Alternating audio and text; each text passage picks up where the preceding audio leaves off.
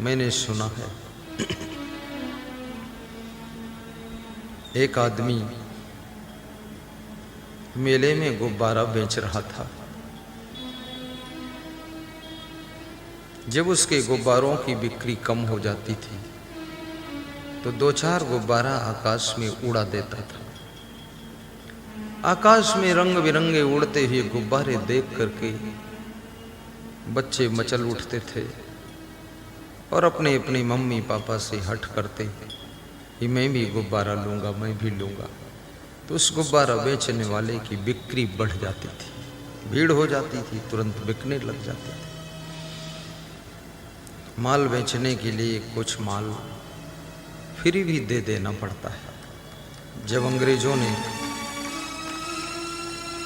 चाय का प्रवेश किया इंडिया में तो सबसे पहले फ्री चाय पिलाया। आज वही चाय आधा कप पानी 10 रुपये का 5 रुपये का मिल रहा है। सोचिए, शुरू में फ्री थोड़ा, जियो कंपनी ने शुरू में फ्री कर दिया।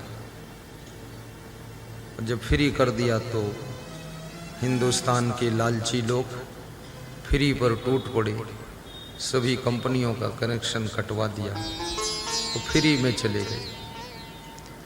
बाकी कंपनियां ठप हो गईं, बर्बाद हो गईं, जियो कंपनी केवल रह गई। जब उसने समझ लिया कि अब दूसरा कोई ऑप्शन नहीं बचा है तब उसने चार्ज लागू कर दिया। तो जितना साल 2 साल फ्री दिया था, पूरे हिंदुस्तान के लोग उसके कस्टमर हैं, सब वसूल कर लिया। अब लोगों के पास ऑप्शन भी नहीं है कि अब यही एक है, क्या करोगे, अब जितना चार्ज लेगा देना ही पड़ेगा। उसने मार्केट में अपने आप को केवल रखा, बाकी को निकाल कर बाहर कर दिया। याद रखना, कोई भी क्षेत्र में जब तुम इकलौते हो जाते हो तब तुम्हारा साम्राज्य स्थापित हो जाता है, और जहाँ बहुत भीड़ होती है वहाँ तुम्हारी खींचातानी बहुत बनी रहती है। ये बहुत बड़ी बात है। बिजनेस कोई साधारण बुद्धि का खेल नहीं है। बिजनेस में परिणामदर्शी अग्र सोची बुद्धि की आवश्यकता पड़ती है। जमाने के अनुसार बिजनेस के पैटर्न में परिवर्तन, रूपरेखा में बदलाव लाना पड़ता है। राजनीति भी पुराने ओल्ड मॉडल की अब नहीं रही है। राजनीति में भी बहुत खिलाड़ी आदमी की आवश्यकता है, और वह आदमी सब जगह ज्यादा सफल होता है जिसके अंदर सम्मान की चाहत नहीं है, जो सबको सम्मान देना चाहता है और खुद के सम्मान की याद भी नहीं जिसको है, वो व्यक्ति कभी असफल नहीं होता है। और दूसरों को सम्मान देने वाले लोग कभी अपमान के पात्र नहीं होते। इसलिए हमेशा दूसरों का ख्याल करो। ये सृष्टि आपका ख्याल करेगी। वो गुब्बारा बेचने वाला चतुर था, 2-4 गुब्बारे उड़ा दिए, ग्राहकों की भीड़ लग गई, गुब्बारे बिकने लगे। गुब्बारा विक्रेता मुस्कराने लगा। दुकानदार की जब बिक्री खूब होती है तो उसके चेहरे पर ताजगी आती है। जब बिक्री कम होने लग जाती है दुकानदार के चेहरे पे सुस्ती आती है। और याद रखना, जो दुकानदार बहुत बुद्धिमान है, जिस समय ग्राहक कम होते हैं तो सुस्ती नहीं आने देता है, थोड़ी देर प्रवचन सुनता है और मस्ती में डूब जाता है। थोड़ी देर बाद फिर ग्राहक आ जाते हैं तो फिर ताजगी लेने लग जाता है। कभी मुखमंडल पर निराशा मत लाइए, हतोत्साहित मत होइए, हमेशा प्रसन्न मुखमंडल बनाकर रखिए, क्योंकि प्रसन्नता भी एक बहुत बड़ी संपदा है। थोड़ी देर प्रसन्न रहना आसान चीज है। अकेले में हंसना, अकेले में खुश होना, अकेले में प्रसन्न होना, ये आपकी साधना का परिणाम है। कभी कभी अकेले भी हंसा करो, कभी कभी गुरु का प्रवचन सुनते सुनते ठहाका लगाया करो। और मैं तो रोज अपना प्रवचन सुनता हूँ, कभी कभी पूरा सुन लेता हूँ 24 घंटे में। कल वाला आज तक सुन लूँगा, तो सुन लिया हूँ, 1 घंटे का सुन लिया हूँ। नहीं सुन पाया, टाइम नहीं मिला। प्रवचन में भी मैं हंसता हूँ और डायरेक्ट फिर हंसता हूँ। मुझे भी बहुत हंसी आती, मैं जो बोल जाता हूँ तो सब याद थोड़े रहता क्या क्या बोला हूँ। प्रवचन जब सुनता हूँ तब पता चलता ये बोला हूँ। कभी कभी तो बहुत मजा आता है हमको कि ऐसा कैसे बोला हूँ। वास्तव में प्रवचन का अर्थ उदासी नहीं है, प्रवचन का अर्थ निराशा नहीं है, प्रवचन का तात्पर्य सुस्त नहीं है, प्रवचन का तात्पर्य है जिंदगी में जो मस्ती कहीं नहीं मिली है, उस मस्ती को प्राप्त करने का रास्ता प्रवचन है।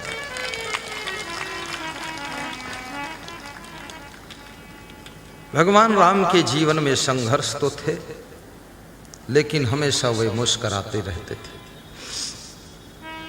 काम करते रहो, मुस्कुराते रहो, गीत गुनगुनाते रहो, वक्त जीवन का यूं ही निकल जाएगा।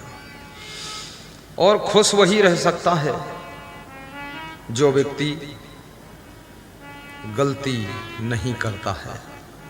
जो गलती पर गलती करता है वो टेंशन में ही रहता है। जो आलस्य करेगा खुश नहीं रहेगा। काम चोरी चोरी सीना जोरी करेगा, खुश नहीं रहेगा। उल्टा पलटा सेटिंग करेगा, वो भी खुश नहीं रहेगा। आपका मैनेजमेंट सिस्टम टॉप क्लास का होना चाहिए, और एक बार उसमें लग करके उसको सेटिंग से मैनेजमेंट कर दीजिए, फिर अपने माइंड को वहाँ से फ्री कर लीजिए। थोड़ा थोड़ा ध्यान दीजिए, बस खुश रहिए। अरेंजमेंट करना भी सीखो। कभी कभी आपका मैनेजमेंट तो ठीक था, लेकिन बीच में कोई अर्जेंट बाधा आ गई, कोई नया काम घुस गया, तो तत्काल जो व्यवस्था तुम करते हो उसको इंग्लिश में अरेंजमेंट कहते हैं। अरेंजमेंट मतलब अर्जेंट करना है उसको कुछ। अब जो चल रहा था धारावाहिक, उसके अलावा कुछ आ गया, तो अर्जेंट अरेंजमेंट कर दो। ये भी कला आपके अंदर होनी चाहिए।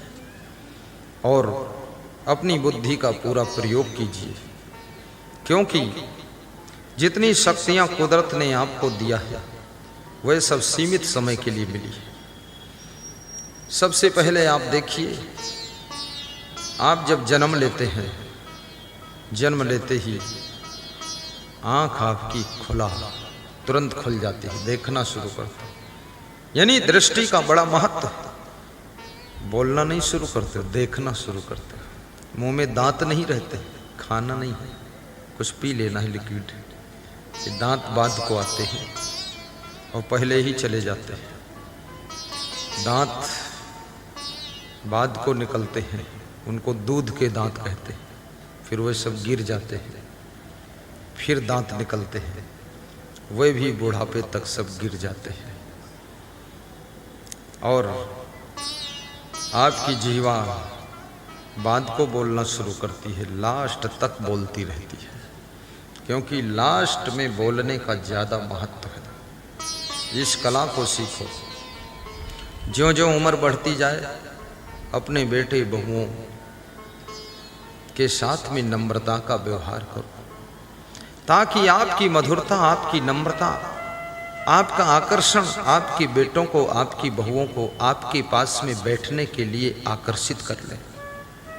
हमारे आश्रम के संचालक थे, 95 साल की उम्र के। उनके पास में जो कोई जाता था तो ऐसे बोलते थे, आओ आओ बैठो। 95 साल का बुजुर्ग महात्मा आश्रम का संचालक रहा, जिसने संस्था खड़ी किया, जिसने मुझे प्रवचन सिखाया, सब कुछ। वो हाथ जोड़ता था सबके। तो मैंने कहा, हाथ क्यों जोड़ते हो? तो उन्होंने कहा कि वक्त बदल चुका है, मौसम बदल रहा है, उम्र बदल गई है, अब नया साम्राज्य आ चुका है। मज़ेदार बहुत थे वे। कहे थे, शासन सत्ता भी चेंज है, अब तुम लोगों का शासन है साहिब साहिब। वो समझते थे जितना अधिक उम्र होने लग जाए उतनी अधिक विनम्रता होनी चाहिए। सभी सासुएं ध्यान दें, जो जो स्त्रियां सासू बनने की उम्मीदवार हैं वे कृपया विनम्र होने की तैयारी करें, क्योंकि सबकी उम्मीदवारी में देख रहा हूं, कोई विधायक का उम्मीदवार होता है, कोई सांसद का उम्मीदवार, पर स्त्रियां सासू बनने की उम्मीदवार हैं। और कितने पुरुष बाबा बनने की उम्मीदवार हैं। अब पुतोहू आने वाली है, पोती पोता नाती सब होने वाले हैं। ज्यों ज्यों तुम बुजुर्ग होते चले जाते हो त्यों त्यों तुम्हारी जिह्वा में मिठास आनी चाहिए। अब डांटने का वक्त जा चुका है, अब फटकारने का वक्त जा चुका है, अब नोक झोंक करने का समय निकल चुका है। अब ये कमान नए लोगों के हाथ में सौंप दीजिए। अब तुम तो शांति से रहिए, अन्यथा कोई पानी देने वाला नहीं मिलेगा, दशा बहुत खराब होगी। जिनकी प्रेम की वाणी होती है उनके लिए दूध और पानी होता है। जो बुढ़ापे में भी गाली बकते रहते हैं, कितने बूढ़ों को मैंने देखा है, ऐसी गालियां देते हैं, सब जवान उनकी गालियों को सुनकर घायल हो चुके हैं। बहुएं घर छोड़कर भागने का प्लान कर चुकी है कि बूढ़ा कितनी गाली बकेगा। बहुएं दुखी हैं, गाली मत दो, कठोर मत बोलो, बहुओं की प्रशंसा भी करो, जीवन जीना सीखो। संसार में बहुत सुख भी है, लेकिन सुख लेने का तरीका होना चाहिए। अगर सुख का तरीका नहीं मालूम है तो जहां जहां से सुख मिल सकता था वहां वहां से बहुत बड़ा दुख तुम पाओगे और दुखी जिंदगी भर रहोगे।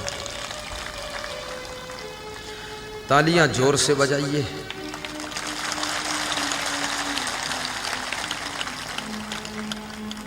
महिलाएं बहुत खुश हैं कि खूब प्रवचन सुना दो, जाने के बाद सब लागू कर दूंगी। हाँ गाली देने से तुम्हारी वाणी की कीमत कम हो जाती है और वाणी की आदत बिगड़ जाती है। सारा जीवन आदतों की जंजीर में बंधा हुआ है। मन भी आदत पकड़ता है, शरीर आदत पकड़ता है, वाणी भी आदत पकड़ती है, आपका स्वभाव भी आदत को पकड़ता है और आपका चरित्र भी आदत को पकड़ता है। सारा जिंदगी का सिस्टम आदतों के जाल में फंसा हुआ है। मीठा खाने की आदत हो जाए, डॉक्टर मना करेगा तो भी तुम चुपके से खा लोगे। ज्यादा मिर्चा खाने की आदत हो जाए, गुरु नियम लागू करेगा मिर्चा खाना मना है, तो मिर्चा भी कोई बहुत बड़ी चीज नहीं है, लेकिन चुरा कर खाओगे। ये आदत बड़ी खतरनाक है। प्याज खाना मना है तो तुम प्याज 2-4 अपने थैले में ही रखोगे। और मनुष्य के मन का स्वभाव है, जिस चीज को मना करो उधर ये ज्यादा भागता है। तुम देख लो मना करके फिर क्या हालत होती है। और ऐसे सामान्य रहो तो सोचता है जब चाहूंगा तो मिल जाएगा, कोई बात नहीं। इसलिए पुड़िया खाने वाले की जेब देख लो, 2-4 पुड़िया धरी मिलेंगी। क्यों? क्योंकि उसकी पत्नी पुड़िया खाने को मना करती है, माँ मना करती, बाप मना करता, भाई मना करता, बहन मना करती है। दुकान पर भी लिखा तंबाकू से कैंसर होता है, सब मना करते हैं। इसलिए 4-6 पुड़िया रख के रखता है कि सारे लोग विरोध में है, कभी मिले न मिले तो जिंदगी का क्या होगा, इसलिए रखो स्टॉक में, स्टॉक में रखता है। वो मुन्ना झूम गया हंस करके कि बिल्कुल सही है, उसकी जेब में भी रहती है 2-4 नहीं रहती, छोड़ दिया होगा उसने। अब ये बहुत विचित्र है। सहज रूप से त्याग करो और नियमों का सहज रूप से पालन करो। समय का ख्याल रखो। जिंदगी अमृत है, चूक जाओगे अगर तो जिंदगी जहर भी है। जिंदगी मधुबन है और जिंदगी गुलशन है, और चूक जाओगे अगर तो जिंदगी दुश्मन भी है, जिंदगी दुश्मन भी है।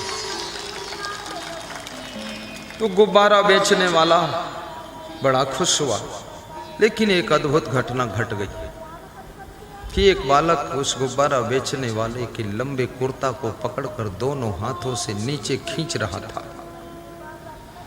गुब्बारा बेचने वाले को डिस्टर्ब हो रहा था। उसने नीचे देखा तो एक छोटा सा बच्चा 7-8 साल का उसके कुर्ता को खींच रहा। तो उसने कहा, कुर्ता क्यों खींचता है? गुब्बारा लेना है तो ले ले, कुर्ता क्यों खींच रहा है? बोले बात भी करना है। बोले 8 साल का बच्चा, तू बात क्या करेगा? बोले जरूरी बात मैं पूछना चाहता हूं, ये जो लाल रंग का गुब्बारा उड़ रहा है, हरे रंग का उड़ रहा है, तो क्या काले रंग का गुब्बारा भी उड़ सकता है? तो इस गुब्बारा विक्रेता ने कहा, गुब्बारा रंग से नहीं उड़ता है बेटा, गुब्बारा के अंदर हीलियम गैस भरी हुई है, ये गैस के प्रभाव से उड़ता है। रंग कोई भी हो उड़ सकता है। बोले रंग कोई भी हो, गुब्बारा उड़ सकता है, इसमें हीलियम गैस भरी है। तो मैं दादाजी ये पूछना चाहता हूँ कि आप गुब्बारा कब से बेचते हैं? बोले मुझे तो 40 साल हो गए गुब्बारा बेचते बेचते। बोले इसके पहले? बोले मेरे बाप भी गुब्बारा बेचते थे। उसके पहले? बोले बाप के बाप भी गुब्बारा बेचते थे।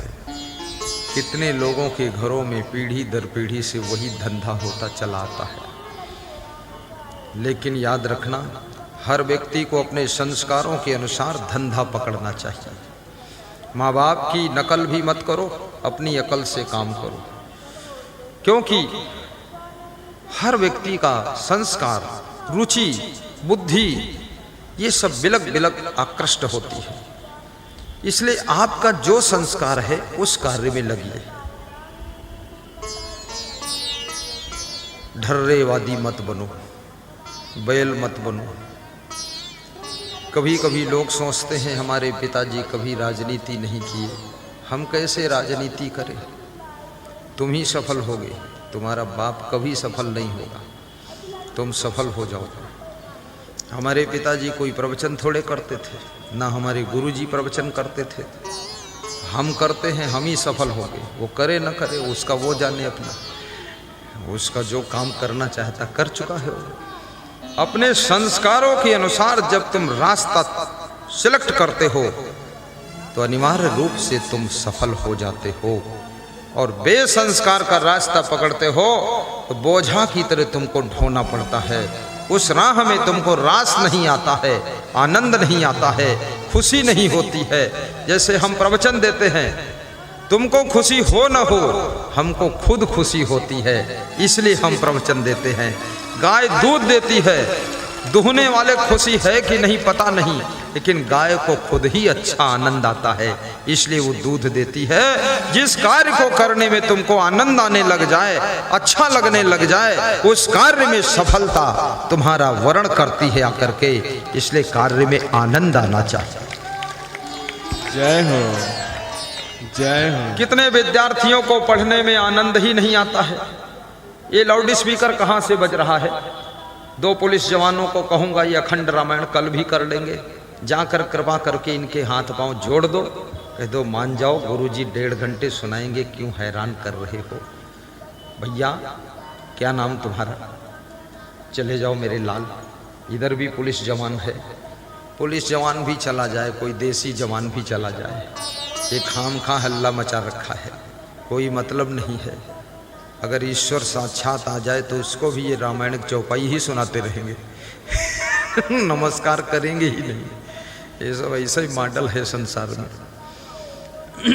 बंदहूँ गुरु पद पदों में परागा, सुरुचि सुबास सरस अनुरागा। बंदहूँ गुरु पद पदों में परागा, सुरुचि सुबास सरस अनुरागा। मंगल मूले अमंगल दमनु सेवक सदन स्वामी आगमनु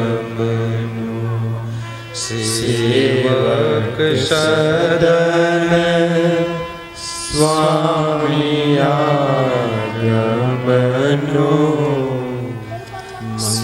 मंगल मूले अमंगल दमनु अति हरि कृपा जाहि पर होई पाऊँ दे यही मार्ग सोई अति हरि कृपा जाहि पर होई पाऊँ दे यही मार्ग सोई पाऊँ दे यही मार्ग सोई। गौर करना, शैलेश और यशपाल डेढ़े से राउंड में रहे, नारायण भी राउंड में रहे। शांति व्यवस्था बहुत अच्छी है। उधर से आवाज आ रही तो भी बंद हो गई है। उन लोगों को भी व्यास का दी आशीर्वाद देती है। जो अच्छी बात कहना मान ले वही महान है। ये साधारण बात नहीं, मान लिया उसने, समझदार है। आखिर बलिया का तो है ही वो। छपरा हिलेला रे बलिया हिलेला, और पीछे से आवाज आए गुरु हिलेला।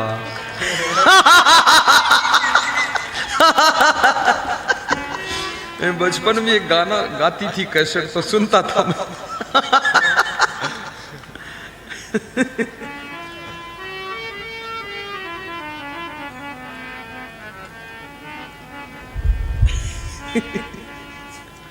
सही बात। अपने बच्चों के संस्कारों को भी परखिए।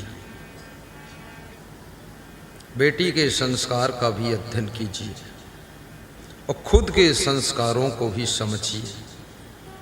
मैं क्या कर सकता हूं, मेरे अंदर कौन सी प्रतिभा छिपी हुई है,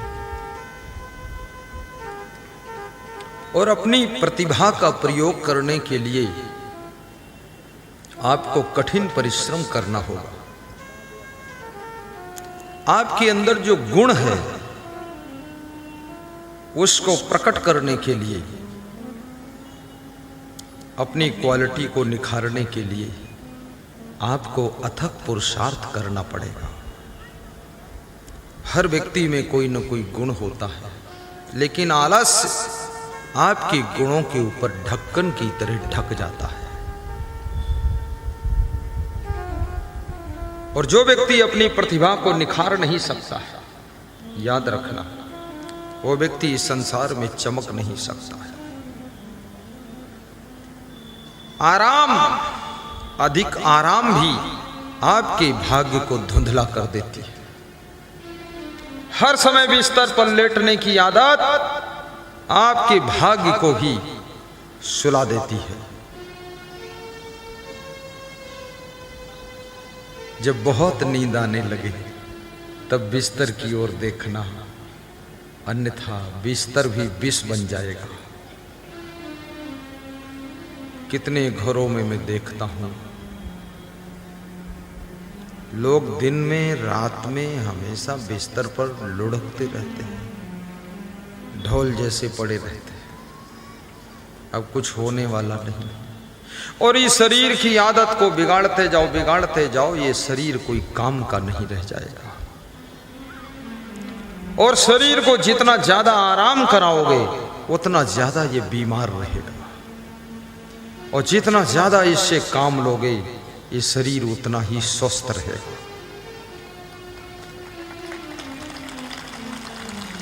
कभी कभी समय निकाल करके गुरु का दर्शन साक्षात भी किया कर।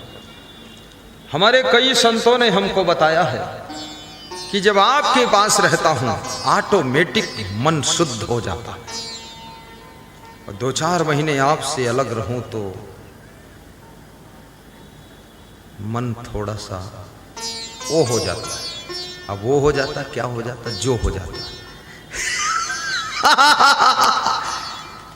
ये गुरु की प्रतिभा का प्रभाव होता है। उनके सामने पड़ते ही आपके अंदर का अंधकार दूर होने लग जाता है।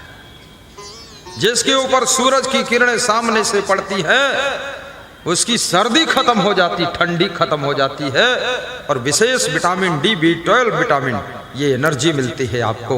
इसी प्रकार से गुरु जब साक्षात दर्शन देता है और हम साक्षात उसके दर्शन के लिए, जैसे श्री हीरालाल जी, बबलू जी, श्री सियाराम जी, ये दर्शन के लिए कबीर धाम मुस्तफाबाद डिस्ट्रिक्ट लखीमपुर गए थे। 1000 किलोमीटर पर जाकर दर्शन किया था। आज यहां मैं देखता हूं रतन सिंह जी सिंहेश्वर से आए हुए हैं, गंभरिया तहसील से खड़े होते क्यों नहीं हो, सुनील भारती जी आए हुए हैं। कितनी दूर से ये सब बंदे पधारे हैं। अब ये इतनी दूर से दर्शन, ये साक्षात दर्शन कर रहे हैं। दर्शन से इनकी जिंदगी की बैटरी चार्ज हो रही है और इनके अंदर एक नई प्रतिभा का जन्म हो जाएगा। श्रद्धा की आंखों से गुरु का दर्शन करना चाहिए। भाव भरे हृदय से गुरु से मिलना चाहिए। सेवाशील हाथों से गुरु के चरण छूना चाहिए। लेकिन कोरोना जब तक है तब तक नहीं छूना चाहिए।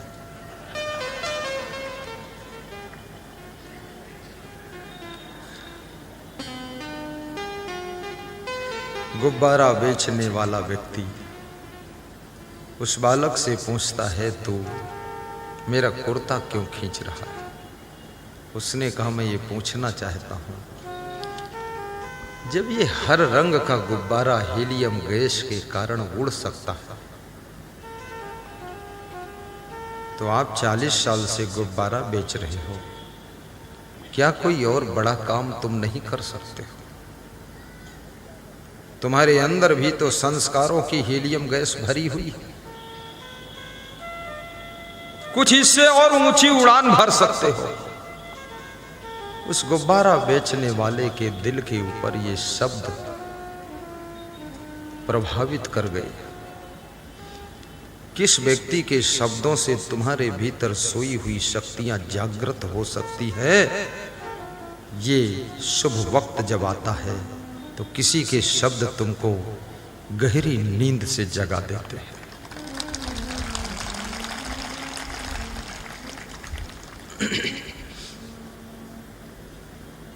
गुब्बारा बेचने वाला शाम को घर आता है, बहुत खुश है, मुस्कुरा रहा है। उसकी पत्नी ने पूछा, इतना खुश कभी नहीं देखी, आज क्या मिला है? उसने कहा, आज छोटे से बालक ने मेरे अंदर बहुत बड़ी शक्ति जागृत कर दिया है। अब मैं गुब्बारा नहीं बेचूंगा, कुछ और करूंगा। उस व्यक्ति ने गुब्बारा बनाने की फैक्ट्री लगाया और वो व्यक्ति 10 जिलों का सप्लायर बना और बहुत बड़ा सेठ बना। फिर उसको खड़े होकर गुब्बारा नहीं बेचना पड़ा, बल्कि फैक्ट्री में बैठकर मैनेजमेंट करना पड़ा। याद रखना, तुम्हारे अंदर कौन सी सामर्थ्य छिपी हुई है, तुम क्या नहीं कर सकते हो, अपने अंदर टटोलो, हम क्या हैं। मैं स्कूल में पढ़ता था तो भी प्रवचन सुनाता था। शिक्षकों को, प्रोफेसर, लेक्चरर को, विद्यार्थियों को पीरियड खाली होता था, लोग इकट्ठे हो जाते हैं तो वह लोग कहते थे, और सुनाओ और सुनाओ। हमने कहा, अगला पीरियड होने वाला। अरे बोले, आनंद आ रहा है। हमने कहा, सुनाऊंगा, थोड़ा सा महात्मा बन जाऊं फिर सुनाऊंगा। जिन जिन स्कूलों में पढ़ा हूँ, लगभग सभी स्कूलों में प्रवचन वहाँ की मैनेजमेंट कमेटी ने कराया है और सभी आज भी हमसे जुड़े हुए हैं और उनको हम बहुत प्रेम भी करते हैं। ऐसा नहीं है, हम प्रेम रखते हैं उनसे। याद रखना, कितनी बड़ी ऊंचाई को छू लो, लेकिन जिस प्रेम के प्रभाव से इतना ऊंचे उठे हो, उस प्रेम को कभी कम ना होने देना, प्रेम वही बनाए रखना, तो तुम हमेशा ऊंचे उठते जाओगे, ऊंचे टिके रहोगे।